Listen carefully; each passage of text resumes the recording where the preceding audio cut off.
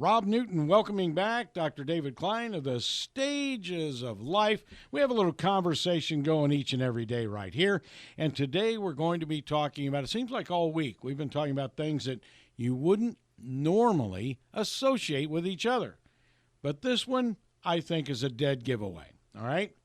Bad habits / chronic disease. Yeah, I see a tie in there. Oh, yes. Okay. Well, it works a little bit something like this. Okay, I was thinking about titling this one Self-Inflicted Illnesses, Self-Inflicted Injuries. What are we doing to ourselves to make us the way we are? Okay, if you go back to the 1960s, even the 1970s, and pick up a Life magazine, pick up a Newsweek, pick up a Boy's Life, God knows what magazine, what age group, it doesn't make any difference.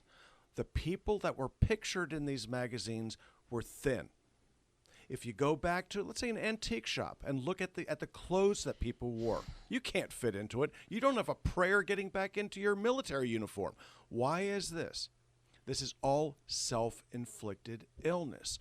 We are eating ourselves to death, we are smoking ourselves to death, and we are thinking ourselves to death. And this is where we're going to go. I'm not going to bore anybody with a G or eating too much dialogue. Okay, there's no really any particular reason to do that right now. I'll do it later.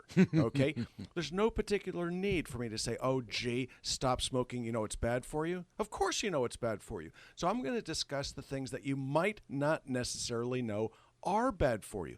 So we're going to start with the kitchen. Okay, that wonderful warm place that we remember our moms cooking away, the wonderful smells and so on and so forth. Mm-hmm. Yet we were slender. She was slender for the most part, okay? And now all of a sudden things have changed. What are we doing in the kitchen that may be causing damage to us without us even really knowing it? Well, I'm going to start with things that are cooked over an open flame, like a grill. Now, you might have a grill in your kitchen. It might be in your back patio, okay? But most people that are listening are going to have access to an open flame grill. Well, here's what happens when you cook on an open flame. It makes for a great steak. It makes for a marvelous burger. It makes for just a tasty hot dog, and it makes for the generation of carcinogens, which over the period of time are going to do you some damage. Whoa. Benzoapyrenes are generated by open flame against protein and fat. Okay, that smoke that goes out doesn't do you any favors either, but these benzoapyrenes, you ingest them, okay, they are carcinogens and teratogens. But what do they really do in terms of damage? Causing cancer? Oh, that's bad enough. But it gets worse. They jack up certain enzyme systems in the liver, whereby now your very own favorite organ is creating its own havoc in your body. Oh, boy. Okay, so what you're doing is taking an organ of detoxification. It then jacks up the smooth endoplasmic reticulum in these little hepatocytes, if you really want to know what happens. And now you're generating your own carcinogens. So you need to limit the number of times that you cook against an open flame. The same thing is true when you burn sugar. What am I talking about? When you're cooking with sugars, okay, and you brown them, even browning bread will do this. It generates certain glycosylated products. These oxidative products will lead to premature aging. So that marvelous bread that you're cooking with a nice brown crust over the top, or the soufflés that you make with a nice browning across the top, the flan that you eat, okay, all of these things will age you prematurely because of these glycosylated products that are there, these oxidative issues involving sugars. So you have to be very, very careful what you cook with. Margarine should go away. Okay, if you're going to cook with something yellow and sticky, it should be butter. Okay, you do not need to refrigerate butter, oddly enough. Mm-hmm. Okay, butter is a marvelous substance. Okay, remember when you used to put it on a burn and it took care of things? Yeah. It did. Okay, it worked. If you use margarine, on the other hand, it does not. Butter, good. Margarine, bad. So what do we have to eliminate in our diet is very, very important. What else can we do to make ourselves sicker? Fructose is something that is going to make everybody listening ill. Fructose leads to insulin resistance. It leads to inflammation. Okay, and that is really what most chronic illnesses are all about. Chronic inflammatory conditions of the blood vessels, chronic inflammatory conditions of the skin, chronic inflammatory conditions of the eye, muscle, straight on down the line. So what do we want to do? Well, first things first. We're going to go with the easy, inexpensive. We need to increase our fiber content. Why? Because now that we've transitioned away from a high fiber content to a low fiber content, in spite of the fact that you think you're doing well eating those fiber bars, it changes the microbial content of your gut. Okay? This is something that is a major, major public health threat. So what I advise people to do very simply, very easily, is to eat grapefruit. Unless you're on warfarin or Coumadin, same thing, eating grapefruit's not going to be a big deal for you. Okay? It has a tendency with certain medications to displace it from certain proteins in the blood, which means you don't need to take as much. Sounds interesting to me. A grapefruit or 2 per day. The fiber in there will lower your cholesterol, lower your weight, make you feel satisfied. Guess what? You will then and thereby have enough fiber in your gut to maintain the microbial content that's supposed to be there. What else do we want to do? Okay, well, we want to get away from eating certain types of fats, but oils are not the same thing. Okay, so the way that you look at your diet, just look around your kitchen. If something is a solid at room temperature, it's probably not good for you. Okay, in terms of the fats and oils. Okay, makes it real simple. So you look at that slab of coconut oil. People say, oh, coconut oil is good for you because Oz said so. Well, I'll tell you what, okay, if it's liquid at room temperature, it's going to be liquid inside your arteries and veins. If it's solid at room temperature, it's less likely to be so. And these things have a tendency, by and large, okay, nothing is absolute, to cause hardening of the arteries, sometimes called atherosclerotic cardiovascular disease. Uh-oh. Well, what else do we want to do? We want to get away from soy. Self-inflicted wound number 1. Soybeans, oh, they're good for you. They're healthy for you. They are not. What soy does, it contains 2 isoflavones. One's called daidzein, the other one's called genistein.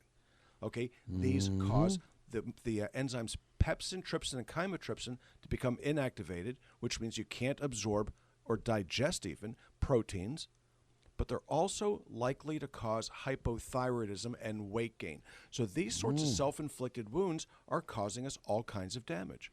So there's so many things that we're doing to ourselves other than just what we're warned about. And the problem with the warnings now is a year ago we were told that we couldn't eat this. Now this year we're told we can eat that. So medical science is really confusing a lot of us. Well, it should confuse you. Okay, it confuses me.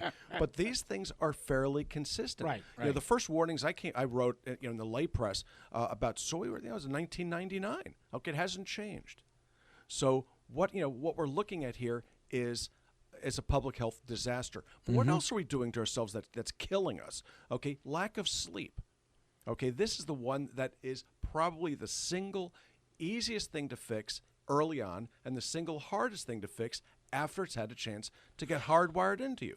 Okay, so here we've got our kids, okay, our blessed children, okay, with their cell phones, okay, like they really need those things, and they keep them under their pillow or by bedside or near their it's sometimes somewhere in their bedroom.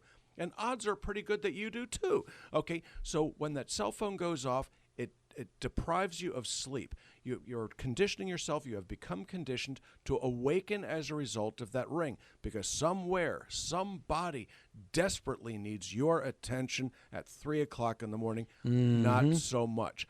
By disturbing your sleep, you increase your risk of weight gain, increase your risk of diabetes, and it will shorten your life.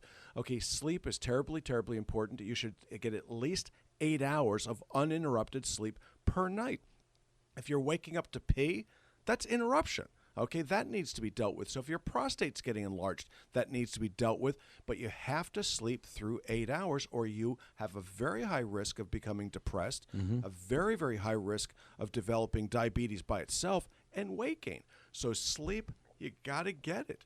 It is absolutely that important.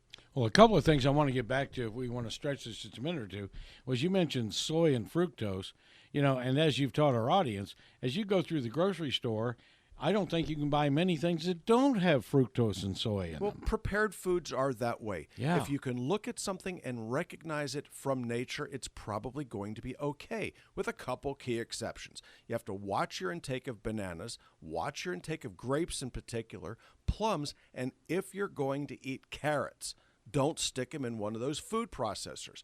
What you really want to do is you want to be able to take things, eat them as nature provided them to you.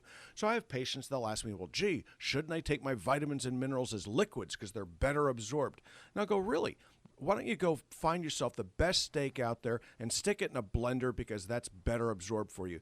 Your body is perfectly capable of consuming these things, digesting them the way nature provides it.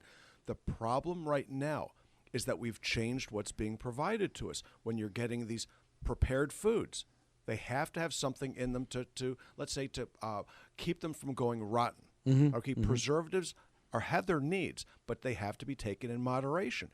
Fructose is cheap. The corn lobby being what it is, that's where the fructose comes from. Corn syrup, for God's sake. If you want to fatten cattle, you give them cornmeal and soy meal, sometimes known as a Weight Watchers meal. Low cholesterol, low fat. No, that's what you're getting, and it will fatten cattle 30% in 6 weeks, and it will fatten you too. So these are all self-inflicted wounds. These are all things that you need to fix, and you need to start now because guess what? You ain't getting any younger. Okay, the Stages of Life campus is dedicated to health. It's in Longwood. And Robin, welcome to the show, and tell us how we get there. All right. Well, you hop on I-4, you get off on 434, and you take a right. That's simple. Yep, 1917 Booth Circle. That's, as I said, right off of I-4 and 434. The phone number is 407-679-3337. Our website is stagesoflife.net. We're also on Facebook at Stages of Life Medical Institute. Our office hours are Monday through Thursday, 8 to 5. The health store is open during those office hours, and we invite you to come in, wander about. We have everything that Dr. Klein talks about in the office for sale in the health store. So come on in.